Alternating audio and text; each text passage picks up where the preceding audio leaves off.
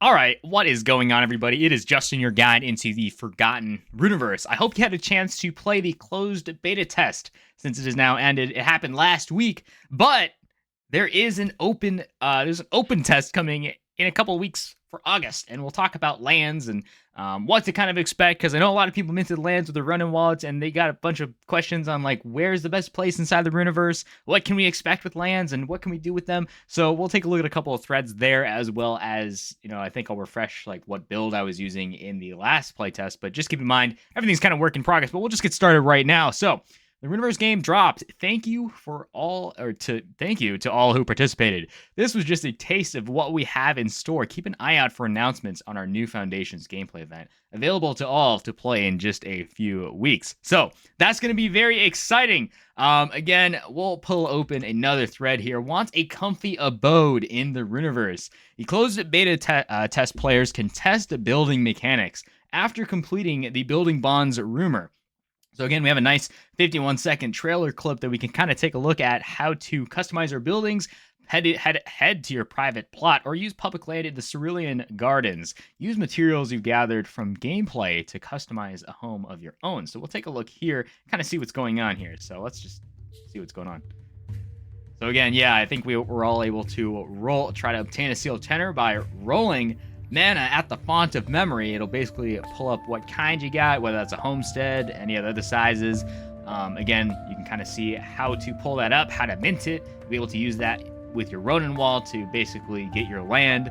You'll be able to travel to it as well. I remember traveling to it. It was pretty cool. But once you've gotten there, you can, open up the UI, build and customize your house. So that's pretty cool based on what you got. So again, there are different color schemes and types of homes that you can build. So that's pretty cool. You can travel inside and customize it to your desire. I do believe that will be shown later in the game. But what else is there? So again, as a reminder, the closed beta test ends on, this is supposed to be at August 2nd, 2024 at 10 a.m. PST. So that closed. But anyways, what can we expect for the new Foundations open gameplay event? So the features that will be inside of this content update we'll see dungeons. We'll see interior decorations. We'll see gathering stations for plots. So gathering stations is actually going to be very, very important. Gathering stations allow you to harvest the materials that are inside of your plot intrinsically. So if you have lands, that's going to be a great way to kind of use it so that you can craft more items. It's going to be a lot easier. But again, there's also a level 20 cap. There are more spells coming. There are also more equipment coming as well, and of course there's a gamut of quality of life updates that will be inside as well. So again, there's a lot of stuff to be keeping an eye out for in the August playtest when that's public for everybody. But you might be wondering, I know everybody was looking at lands and they're like, where is my land, right? And you can find that actually on the Mavis Marketplace. When you mint your land, you'll be able to log in and essentially see the metadata inside of your land, kind of located inside of the world, right? So the entire planned world of the Forgotten Runiverse is massive at over 200 kilometers squared. In the initial game release of the game, the explorable world will span almost 76 kilometers squared and be composed of 36 different regions with each with their own unique visuals, enemies, and resources and experiences. So this is the white paper. I'll make sure to link this in the description below. And from here, you'll actually be able to kind of see, where your land may end up in the metadata and the Runiverse. So you could be located in the Salt Flats, the Sands, the Riviera, the Thorn, the Fae, the High Peaks, Callistus Point, Silk Undergrowth, maybe any of the cities that may appear in the Runiverse. I know I saw a lot of people with lands inside of the Red Wizard capital, like the Cyberpunk capital, essentially, or, the Yellow Wizard capital, or the Green, or the Blue, or whatnot. So again, that'll be inside your metadata. It's gonna vary. We'll take a look at the marketplace as well, because there's actually like 50 regions that I saw. So that was pretty ridiculous. Again, you can kind of take a look at any given point in the map. So again, only 70,000 land plots will ever exist in the Runiverse. Given the live service and expanding nature of the Runiverse world map, this means that only a portion of those land plots will exist at the open beta release. Or actually, this is a white paper, so everything's probably work in progress and subject to change. But again, more will be incorporated as the game world expands. Again, the map below illustrates where the portion of the world is revealed or forgotten. As the game expands, the Shroud will pull back to reveal new areas, experience, and player-owned plots. So again, this is going to evolve over time. It's going to be pretty crazy. And again, it kind of breaks down in the white paper. Each region has a unique set of essence strengths, aligning them with fire, water, earth, lightning, wind, chaos, and light. And these essence strengths determine how many material extractions are available for each material type within the region. So again, that's going to impact like what you can pull outside of your in your land if you decide to build a gathering station on top of that. As one might imagine, this means that some regions like the far jungle may be richer in resources like wood, while other regions like the Eagle Peaks may be richer in ore deposits. So again, across the Runiverse, traversable land within regions will fall into the following types. So again, it breaks down into the wilderness, wild areas, NPC hubs, cities, and then again, they kind of show each of the, I guess, they kind of go over large, partially player-owned hubs, stuff like, commercial districts where players can find beginner-level service buildings, so on and so forth. Kind of goes over everything. Marketropolis, Evershine, Cerulean Academy, Garden Noah, Alisar's Keep, and Goblin Town. So there's a bunch of stuff here. So again, it even goes over land plots and so much more. There's a ton of stuff here with regards to what you can learn about land. So again, that's as far as I'm going to go into the world of the white paper here, because there's a lot of details that is probably just better read on your own. So what about the marketplace? Where can you see the metadata inside of your land?